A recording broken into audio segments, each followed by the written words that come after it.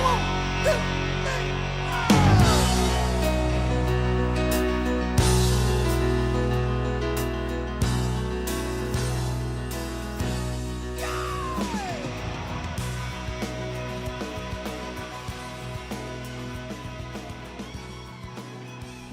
Well, good morning. Welcome back to the Broadcast Retirement Network.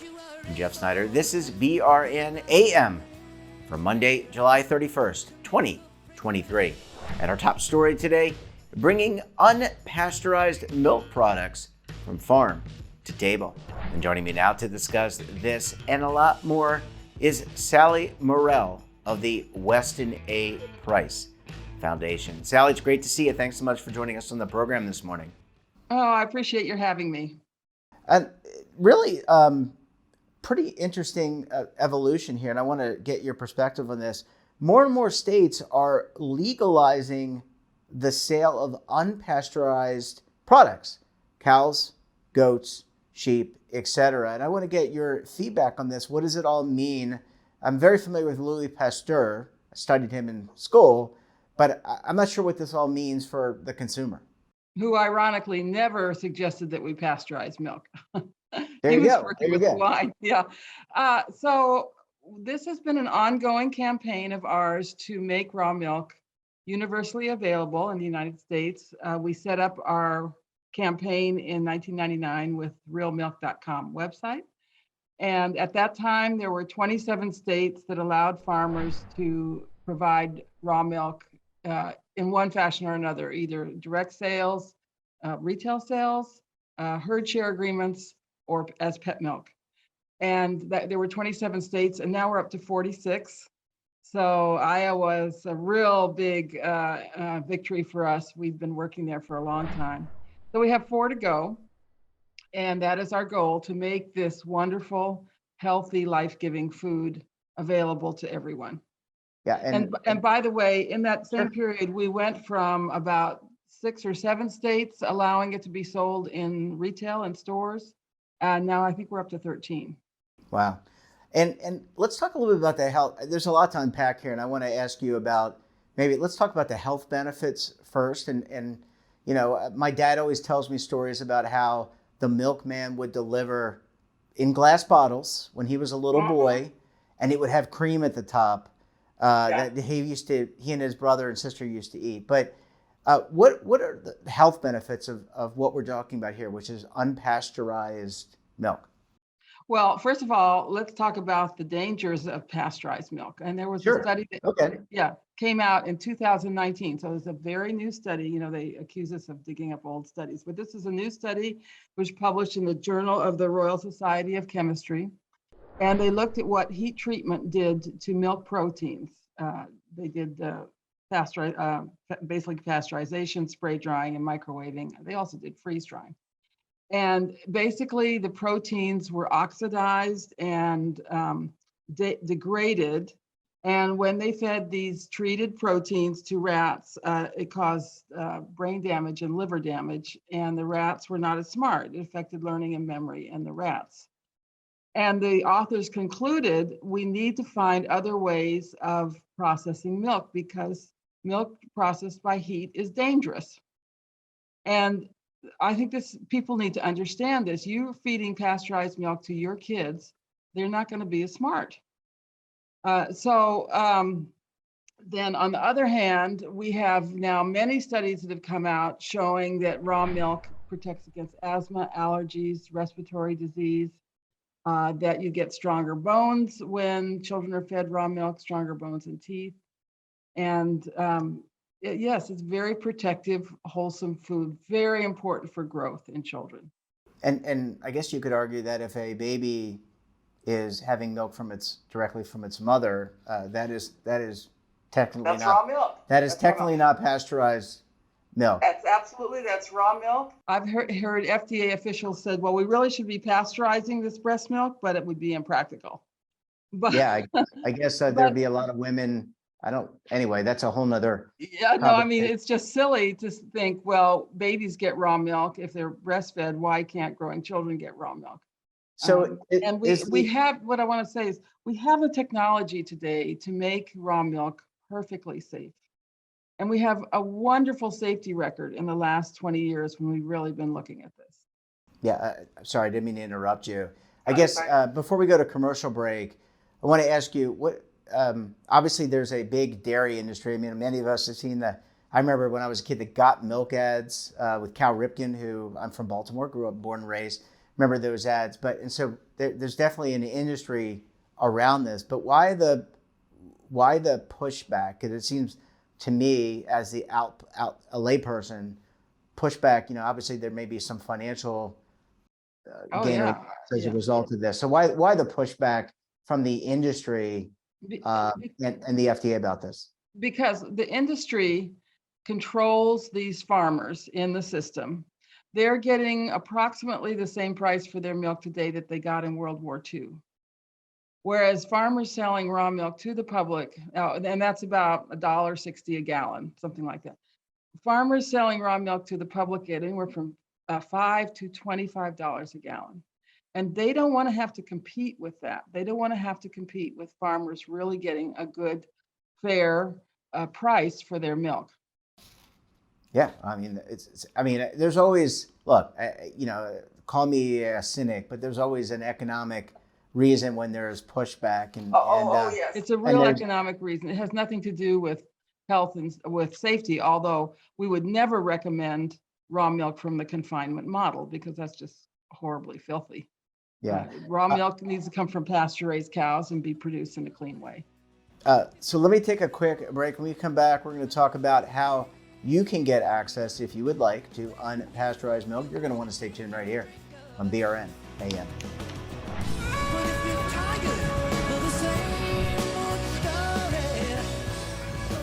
Imagine a new television network that will make you richer, healthier, and in control of your financial future.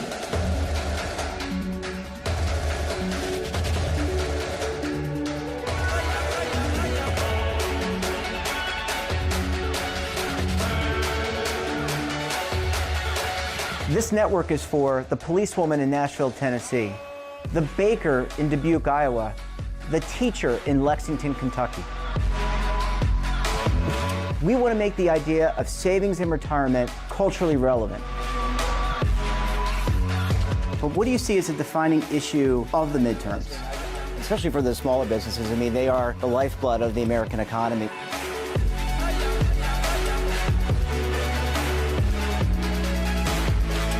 Featuring exclusive interviews, current affairs, and docuseries. 33 years old, you retired early. The philosophy is money only matters if it helps you live a life that you love. But you got to start thinking about retirement as soon as you get in. The Broadcast Retirement Network will drive very high engagement with premium partnerships. So this isn't retirement and savings for your parents or grandparents. This is for all Americans. And we're going to change the way you think about money.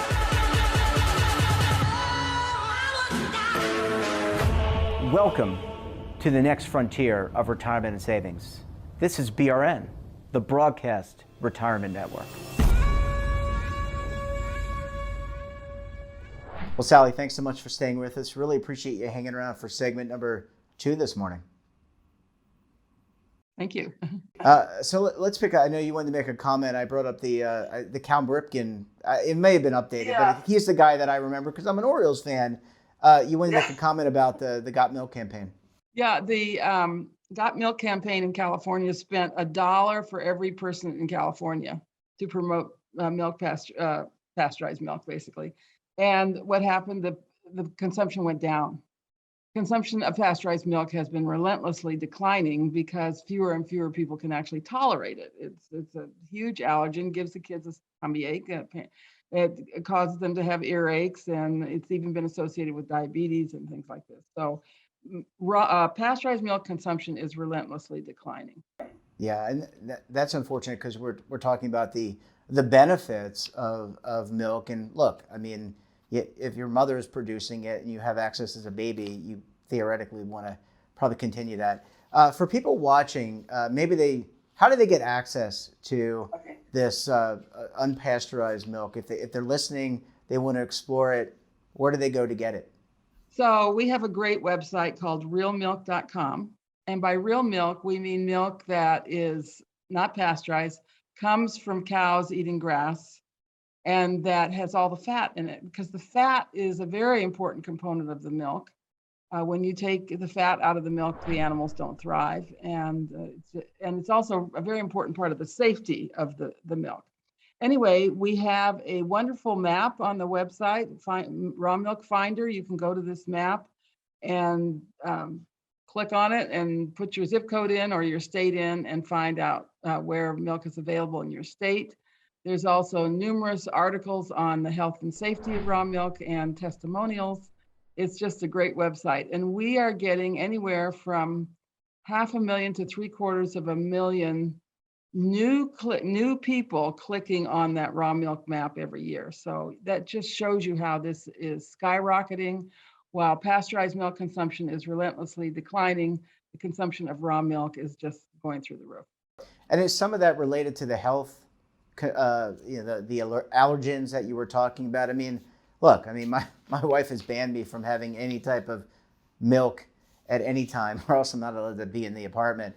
But in all seriousness, is the interest here that you're talking about generated because people see the good in milk and they just want to find a way so that people can consume it without being allergic to it? Yeah, right. And we actually did a survey. We found that 82% of people diagnosed as lactose intolerant could drink raw milk without any problem. So a lot of this is not lactose intolerance or allergies, it's pasteurization intolerance.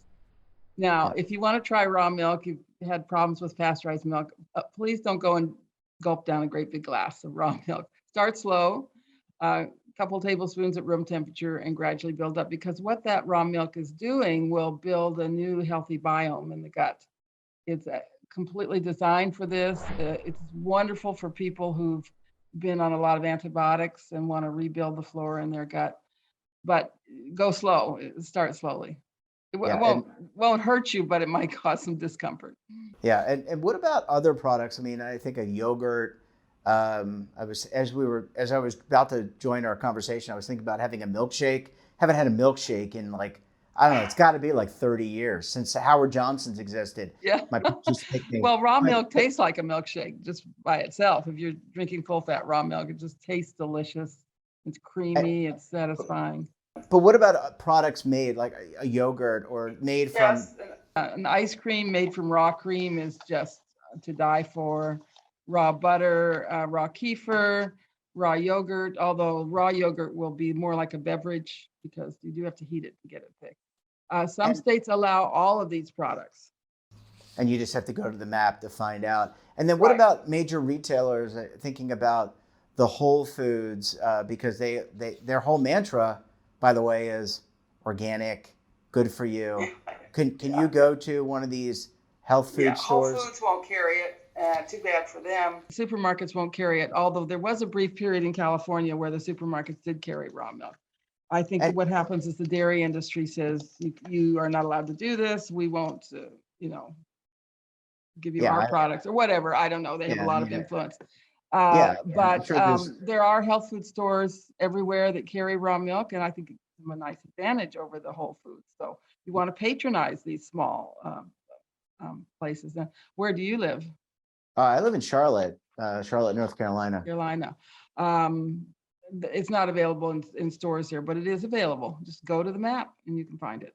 Yeah, absolutely. Well, Sally, we're going to have to leave it there. Really great talking to you. Thanks for sharing the benefits, the health benefits of unpasteurized milk. And we look forward to having you back on the program again very soon. Thanks. I'd be happy to come back. That wraps up this episode of BRNAM. Have a topic of interest, someone you think you should talk to, drop us a line. And don't forget, for all the latest curated news and lifestyle, wellness, finance, tech, so much more, all in one place, check out today's edition of our daily newsletter, The Morning Pulse.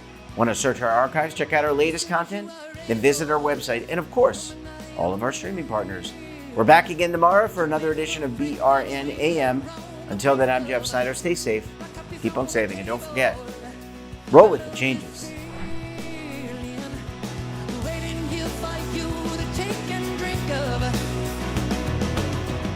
But if you're tired of the same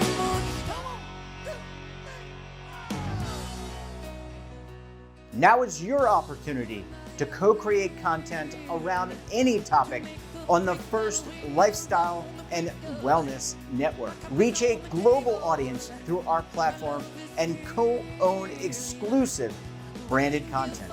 All of our programs are available on demand and also as audio-only podcasts, so you can take us on the go.